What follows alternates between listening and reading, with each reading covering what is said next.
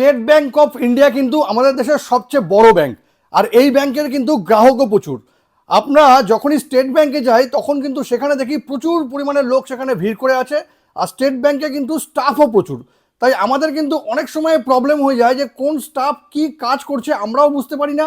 কোনো একটা কাজ নিয়ে স্টেট ব্যাংকে যাই, অনেক সময় কিন্তু আমাদের খালি হাতে ফিরে আসতে হয়, কারণ এত ভিড় থাকে আর কোন স্টাফ কি কাজ করছে বুঝতেও পারি না।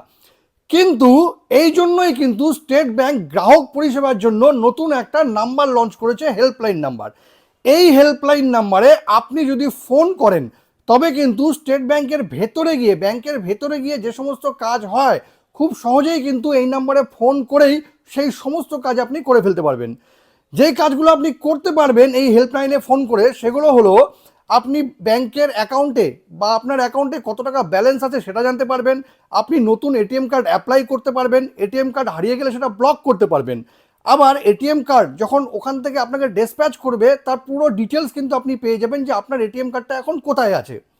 আপনি চেকবুকের অ্যাপ্লাই করতে পারবেন, আবার চেকবুক অ্যাপ্লাই করার পর সেই চেকবুক কোথায় আছে সেটাও জানতে পারবেন।